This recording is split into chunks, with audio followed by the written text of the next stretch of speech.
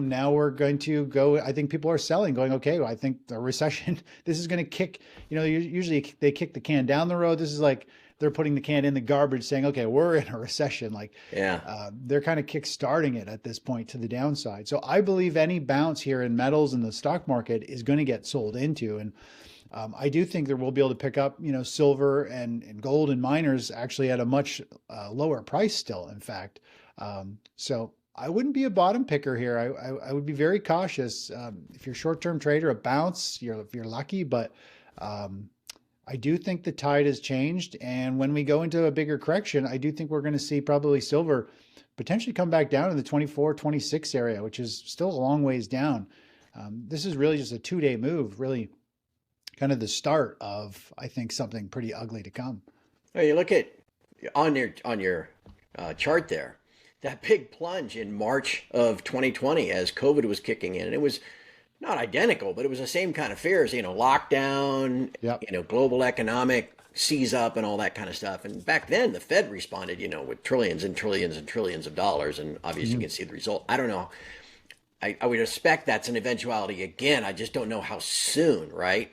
In the meantime, you're right. I mean, there's nothing wrong with just kind of sitting it out, wait and see how it plays out. Is that green line? Is that the 200 or like a 50 week or something? What is that moving average there? This moving average, let's just see what that is. Usually it's a 150-day moving average. So now it's a 150 period weekly. So because I flipped it to a weekly chart, let me just go to the daily real quick. So it's a 150-day moving average, which is kind of based around Stan Weinstein's theory of, if price is above the 150-day, if the 150-day is sloping upward, you're still in a bullish environment. So, silver has pulled, well, it's definitely sliced all the way down through that. And, I believe silver is kind of putting in a topping phase, but the trend is still up. This is a very sold news-driven move. And I think the key to look at here is I just kind of drew the Fibonacci level. I'm just going to zoom out so we can get the whole chart pattern. But here, if you take a look, Craig, is we had this COVID low rally up to these highs. And then we had this big pullback.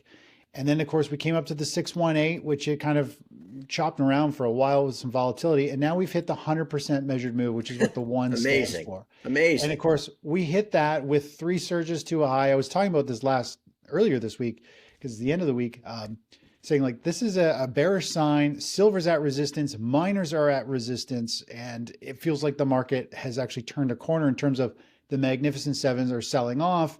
If there's global panic selling, it's going to pull precious metals and everything down with it. And so now we've seen silver pull back. We're seeing our miners collapse. Gold is holding up the best. Out of anything, gold is the play because it's more stable and nothing like what silver and the miners do when all, when red bars hit. So this is interesting. We have a lot of these critical levels. Like, for example, we have this 100% measured move, and now we've got price being rejected. Those Fibonacci levels are just amazing, though. And again, as we record this on Friday, there's still 3.5 hours to go on the Friday New York Stock Exchange session. Nobody would be surprised if sometime in the next 3.5 hours, or maybe let's call it 2.5 hours to give the market an hour, that's some headline hits. And suddenly from all these deeply oversold levels, you get some huge bounce that lines right up with those 100%, those pullback levels and everything on the fibs. But we'll see. We'll see. Sure. It's totally possible. And that's why, as you stated at the very beginning, this type of market condition, you're best to stand aside. Like you should, technically kind of should have been out of the market. The market topped out. Like when we look at the NASDAQ here, I mean, we had an exit signal. The market was rolling over. It's down 16% from where we got out. And you don't really want to hold it. Bonds are starting to become a play. But in the grand scheme of things, I mean, it's a dangerous market. And it could rip back by the end of the day. And I mean, we haven't heard of the PPT, the plunge protection team. Like, did Elon scrap that or what? Right. Well, and hey, there's 4% sitting in cash.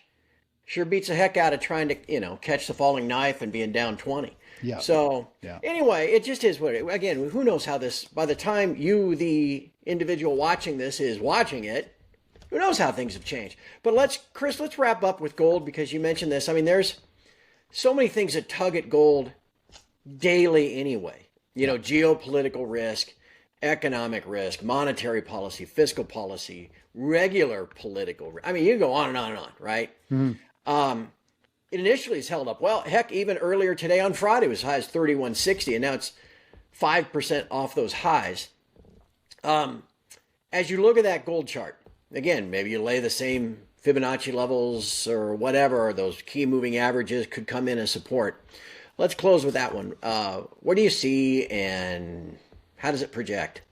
Yeah, well, I mean, gold is kind of hit its kind of measured move based on where it started this last rally.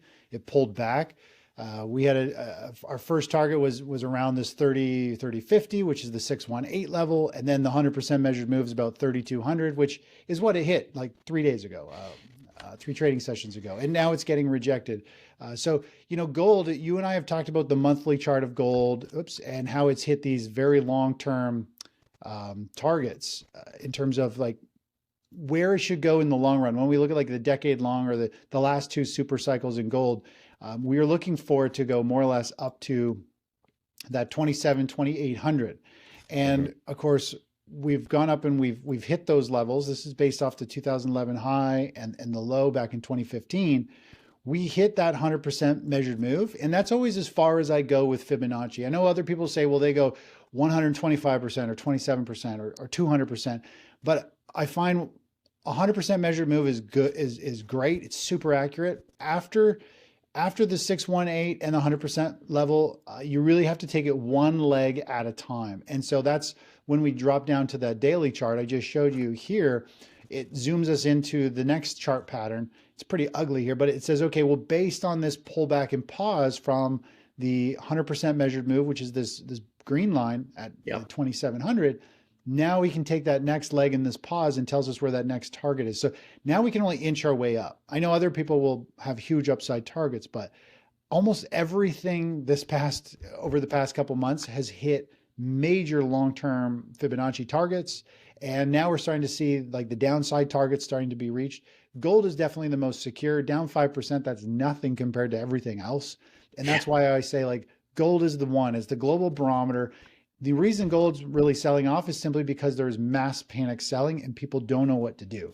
But as you can see, it is holding up pretty much better than everything. Everything else today is down 5%, and gold's only down 5% over the past 3 trading sessions, which is nothing. Everything else is down about 15 to 25% over the past 3 or 4 trading sessions. So gold is the safe play. It always has been, and it's going to hold up better, I think, than everything else.